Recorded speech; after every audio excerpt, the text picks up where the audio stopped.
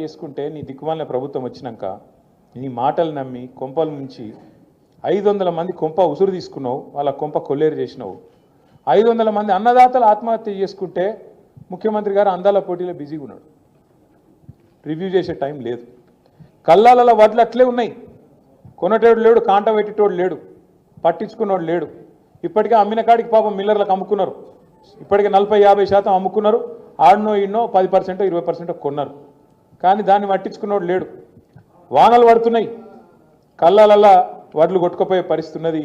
ధాన్యం మొలకలెత్తి రైతు ఆగమై రోడ్డు మీద పడే పరిస్థితున్నది. అడిగినోడు లేడు, పట్టించుకున్నోడు లేడు. అడుగుదాం ఎవరినన్నా అంటే ఊళ్ళో సర్పంచ్ లేడు, ఎంపీటీసీ దిక్కు లేడు, జెడ్పీటీసీ లేడు, కౌన్సిలర్ లేడు. కాంగ్రెస్ అని పట్టుకుందామంటే కాగడ పెట్టి ఎతికిన వాడు దొరుకుతలేడు. ఏదో బిజీగా ఉన్నారు. ఏడ బిజీగా ఉన్నారు? కాగితాలు పట్టుకొని సెక్రటేరియట్ చుట్టూ గిర్ర గిర్ర గిర్ర తిరుగుతారు. ఏందిరా అంటే ముఖ్యమంత్రి చెప్పిండు నాకు ఓ పని తెచ్చుకోమన్నాడు, మా మంత్రి చెప్పిండు పని తెచ్చుకోమన్నాడు, 4 పైసలు మిగులుతాయన్నారు. ఇక పాత బాకీలు ఏమైనా ఉంటే పాత బిల్లులు ఏమైనా ఉంటే తెచ్చుకోమన్నారు, ఇస్తామన్నారు, కమిషన్లు తీసుకోమన్నారు. ఒకటే పనులు ఉన్నది ప్రభుత్వం మొత్తం. కమిషన్లు కమిషన్లు కమిషన్లు, 20% కమిషన్లు, 30% కమిషన్లు. మొన్న ఒక మంత్రి గారు చెప్పారు, మీరు విన్నారు, కొండ సురేఖమ్మ పుణ్యం కట్టుకున్నది. ఆఖరికి ఒక్క మాట మాత్రం నిజం చెప్పింది. మా ప్రభుత్వంలో ఫైళ్ళు కదలాలంటే మంత్రులు చేయి దడపందే కాదు, కానీ నేను ఒక్కదాన్ని మాత్రం మంచిదాన్ని మా వాళ్ళందరూ లంగాలని చెప్పింది. ఆమె నిజాయితీగా, ఆమె సంగతి నాకు తెలియదు కానీ మాట మాత్రం చెప్పింది, కుల్ల చెప్పింది. మంత్రులు పైసలు తీసుకుంటారు, ఫైళ్ళు కదలాలంటే నిజాయితీగా చెప్పింది. ఇంకో తమ్ముడు ఉన్నాడు ఎమ్మెల్యేగా, మహబూబ్నగర్, ఆయన కుల్ల చెప్పిండు, కాంగ్రెస్ ఎమ్మెల్యే 30% కమిషన్ తీసుకుంటాను మా మంత్రులని. ఇక ఆఖరికి కాంట్రాక్టర్లు వచ్చి సెక్రటేరియట్లో ధర్నా పెట్టింది. ఉప ముఖ్యమంత్రి బట్టి విక్రమార్క ఛాంబర్ ముంగట 20% కమిషన్, 30% కమిషన్ నీకిస్తే మాకేం మిగులుతుందిరా భయ్ అని చెప్పి వాళ్ళు. ఇదంతా ఎందుకు చెప్తున్నా అంటే ఇక కమిషన్ల లొల్లి మొత్తం ఊరూరికి పోయింది, గ్రామ గ్రామానికి పోయింది, మనిషి మనిషికి పోయింది.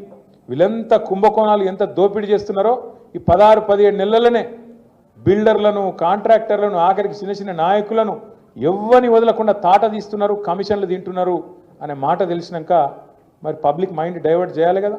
అందుకే ముఖ్యమంత్రి ఏం చేసిండు, కేసీఆర్ గారికి కమిషన్ నోటీసులు, ఏది కాళేశ్వరం కమిషన్ నోటీసులని ఎన్నో కథ.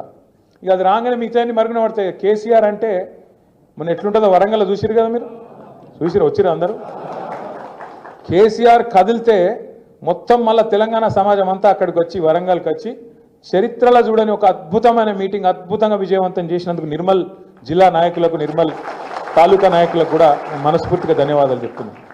కేసీఆర్ కదలంగానే వీళ్ళకి భయం పుట్టుకున్నది. మళ్ళీ అమ్మ కేసీఆర్ బయటికి వచ్చిండు, మళ్ళీ లక్షల మంది వచ్చిర్రు, మన పని తుస్సు. కాబట్టి ఏం చేయాలి, ఏదో ఒకటి చేయాలి, నోటీసులు ఇవ్వాలి, ఏదో జరుగుతుందన్నట్టు బిల్డప్ ఇవ్వాలి, ఏదో ఒకటి చేసి మన వైఫల్యాల నుంచి, మన అటర్ఫ్లాప్ గవర్నమెంట్ నుంచి ప్రజల దృష్టి మలచాలి. నిన్నగాక మొన్న నేను గుల్జార్ హౌస్ అని హైదరాబాద్లో చార్మినార్ పక్కకే ఉంటుంది, అక్కడ పెద్ద అగ్ని ప్రమాదం జరిగింది. ఒకటే ఇంట్లో ఒకటే కుటుంబానికి సంబంధించిన వాళ్ళు 17 మంది చచ్చిపోయారు. కనీసం ముఖ్యమంత్రికి అర నిమిషం టైం లేదా, గీంచేలు గాడికి పోయి కుటుంబానికి నేనున్నా, జరిగిందేదో జరిగింది, అక్కడ యాక్సిడెంట్ అయింది, మళ్ళా కాకుండా చూస్తా, ఎండాకాలం ఇట్లా ఎట్లయింది రివ్యూ చేయొద్దా? టైం లేదు, బిజీ. దేనిలో బిజీ? అగ్ని ప్రమాదం బాధితులను చూసేందుకు టైం లేదు, అందాల పోటీలలో బిజీ, డ్రోన్ షోలలో బిజీ. మింగ మెతుకులేదు కానీ మీసాలకు సంపెంగ నూనె పెట్టిండేట వెనకటికి కూడా. ఒకది ఈయననే చెప్తాడు, మన బతుకు బిచ్చ బతుకు అయిపోయింది, మనం దిక్కు దివానం లేకుండా ఆగమైపోయినామని చెప్తాడు ఈయననే. నేను అసెంబ్లీలో చెప్పినా మళ్ళీ చెప్తున్నా మీ అందరికీ. ఆ మధ్యలో ఒక సినిమా వచ్చింది అపరిచితుడు, చూసిరా ఎవరన్నా?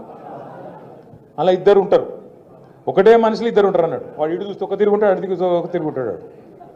ఇటు చూస్తే రాము అట, అటు చూస్తే రెమో. రెమో అనేటోడు లంగా, రాము అనేటోడు మంచోడు. అర్థమైంది కదా? రెమో అనేటోడు లంగా, రాము అనేటోడు మంచోడు. ఈ రెమో అనేటోడు ఏమంటాడు, ఏ కేసీఆర్ అప్లపాలు చేసిపోయిందివా రాష్ట్రాన్ని, మొత్తం దివాలా తీసింది రాష్ట్రం, మన బతుకు బిచ్చ బతుకు అయిపోయింది.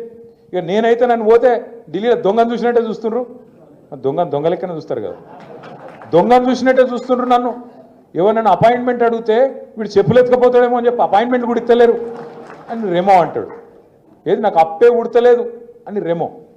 రాము అంటే ఏమంటాడు, అదే మనిషి మళ్ళా వాడేమంటాడు అసెంబ్లీలో, నేను 1,58,000 కోట్లు అప్పు చేసిన అన్ని అదే రేవంత్ రెడ్డి రాము రూపంలో అసెంబ్లీలో నేను 1,58,000 కోట్ల అప్పు 16 నెలల్లో చేసిన అంటాడు. కేసీఆర్ గారు 10 ఏళ్లలో సంవత్సరానికి 40,000 కోట్ల అప్పు చేస్తే అది తప్పట.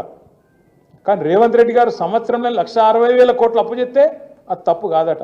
ఇప్పుడు కేసీఆర్ గారేమో అప్పు చేస్తే ఏం చేసిండు?